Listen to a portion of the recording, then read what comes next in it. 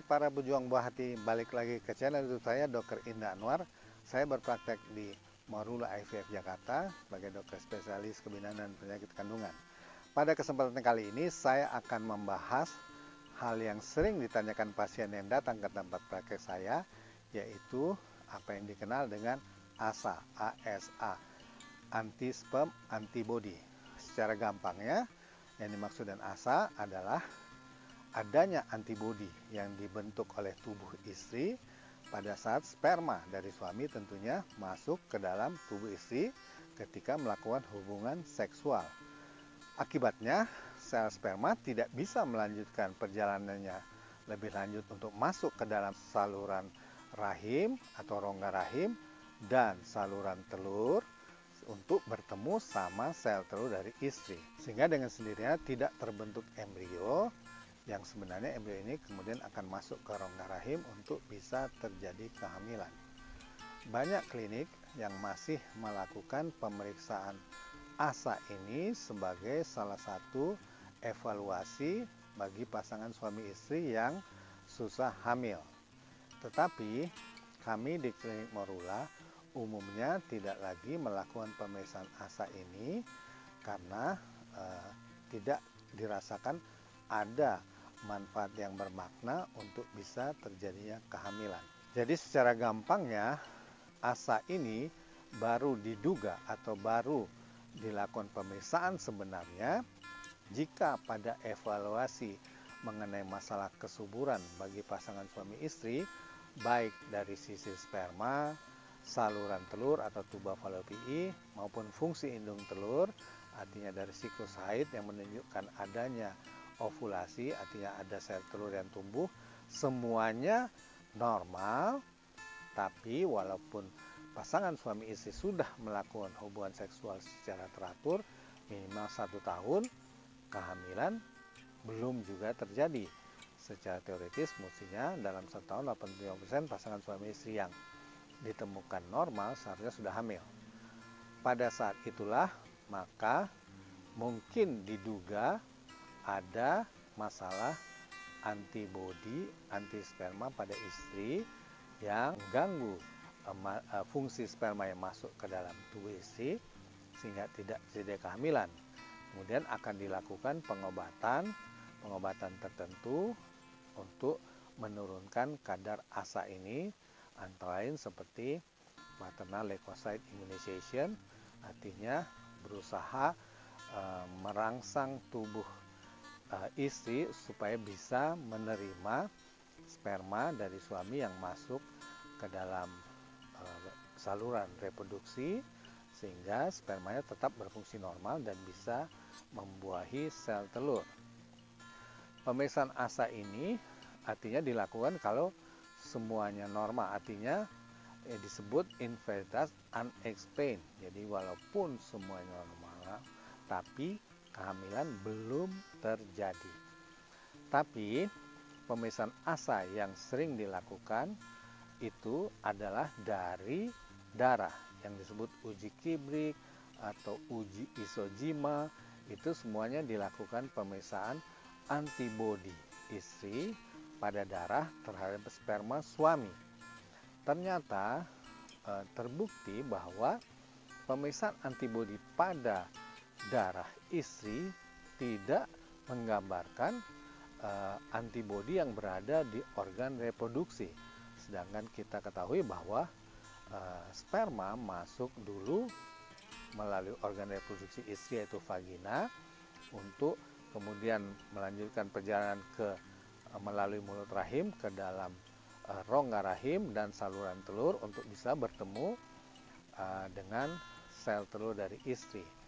Jadi adanya atau dideteksinya ASA pada darah tidak menggambarkan adanya ASA pada organ reproduksi. Sehingga pada kasus-kasus walaupun ASA ternyata tinggi di darah, masih bisa terjadi kehamilan. Oleh karena itu, kalau kami menduga adanya ASA atau antibodi pada organ reproduksi pada istri yang mungkin saja bisa terjadi, Karena kalau kita lihat secara alami pada orang yang subur sekalipun diperlukan jutaan sperma yang normal, yaitu minimal 15 juta sperma dengan gerak dan bentuk yang bagus untuk masuk ke vagina dan bisa menyebabkan kehamilan. Kalau kurang dari sperma atau analisa sperma yang dikategorikan normal, walaupun jutaan, maka peluang hamil akan menurun. Jadi secara alami saja sperma memang sebagian besar akan mati di vagina, hanya sebagian kecil yang akan meneruskan perjalanan ke rongga rahim dan lanjut ke saluran telur untuk bisa membuahi sel telur.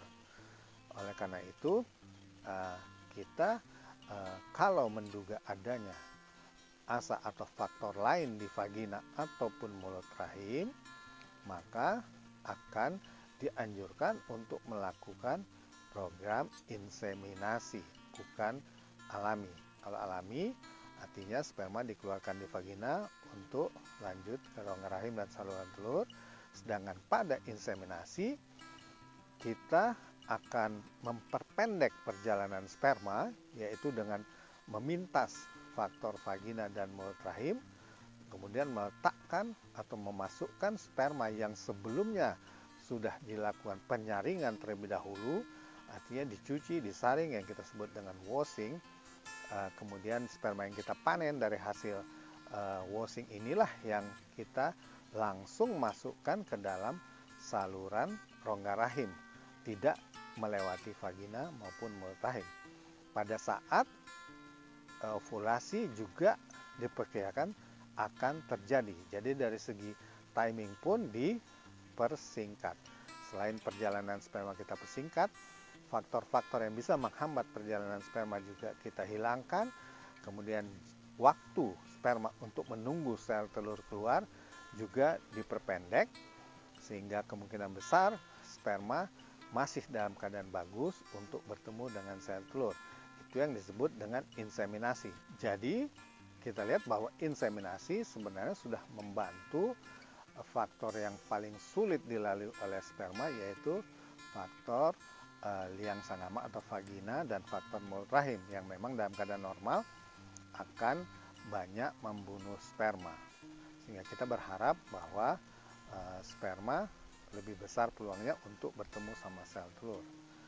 Kemudian kalau kita mau melihat fungsi sperma lebih detail lagi, karena biasanya kita melakukan sperma hanya dengan analisa sperma, yaitu secara fisik melihat berapa air mani yang dikeluarkan, berapa konsentrasi atau jumlah sperma per cc air mani tersebut, berapa banyak sperma yang bergerak bagus, dan berapa banyak sperma yang bentuknya normal. Jadi walaupun secara fisik normal, tapi fungsi sperma belum tentu bagus. Artinya belum tentu sperma itu bisa bertahan lama di dalam organ reproduksi wanita atau istri, dan juga belum tentu sperma bisa menembus atau membuahi sel telur. Untuk melihat secara detail fungsi sperma ini, sekarang kita bisa melakukan yang disebut pemeriksaan DNA fragmentasi. Artinya melihat berapa banyak sperma yang secara DNA fragmentasinya sedikit. Sperma dengan fragmentasi yang sedikit atau rendah dianggap akan bisa membuahi secara alami. Jadi kalau ditemukan DNA fragmentasi yang tinggi, artinya kemungkinan tidak bisa membuahi sperma, masih bisa dicoba diperbaiki dengan pengobatan-pengobatan obat, suplemen, perbaikan gaya hidup, olahraga. Mungkin saja kemampuan sperma untuk membuahi masih bisa diperbaiki, tapi kalau tidak, maka tentu tidak bisa terjadi kehamilan alami maupun dengan inseminasi. Oleh karena itu, kita akan menganjurkan pasien untuk mengikuti program bayi tabung atau in vitro fertilization, walaupun sperma normal, tetapi DNA fragmentasinya tinggi. Oleh karena itu, kita menganggap pembuahan tentu tidak bisa terjadi. Sekarang ini sebenarnya tidak ada masalah lagi dengan sperma dengan kemajuan teknologi. Kalau secara alami, untuk bisa terjadi kehamilan diperlukan paling tidak 15 juta sperma per cc yang gerakan normal dan bentuknya normal.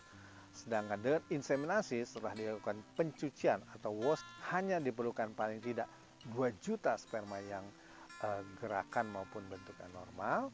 Tapi dengan teknik bayi tabung dengan konvensional, dengan cara pembuahan konvensional, hanya diperlukan untuk satu sel telur hanya diperlukan 50.000 sperma. Jadi makin sedikit sperma yang diperlukan untuk melakukan pembuahan terhadap sel telur dengan memanfaatkan teknologi. Dengan teknik ICSI, intracytoplasmic sperm injection, artinya penyuntikan sperma ke dalam sel telur langsung, hanya diperlukan satu sperma dan untuk satu sel telur. Artinya kalau sel telur ada 10, hanya diperlukan 10 sperma. Dan itu pun tidak diperlukan sperma yang bergerak bagus. Yang penting sperma hidup masih bisa dimanfaatkan oleh teknik ICSI. Oleh karena itu, dengan kemajuan teknologi sekarang ini, berbagai pemeriksaan bisa kita lakukan yang lebih akurat, sehingga anti-sperm antibody tidak lagi menjadi kriteria pemeriksaan yang dilakukan pada pasangan suami istri yang susah hamil. Umumnya, di banyak klinik bayi tabung, pemeriksaan ASA ini sudah ditinggalkan, diganti dengan teknik yang lebih mutakhir seperti DNA fermentasi tadi, ataupun dengan teknik inseminasi maupun teknik bayi tabung dengan ICSI, sehingga sperma tidak lagi menjadi masalah untuk bisa membuahi sel telur dan menyebabkan terjadinya kehamilan. Mudah-mudahan informasi yang saya berikan ini bisa menambah pengetahuan bagi pasangan suami istri dalam menjalani pemeriksaan infertilitas sehingga tidak membuang waktu maupun biaya. Jangan lupa subscribe. Salam 2 garis biru.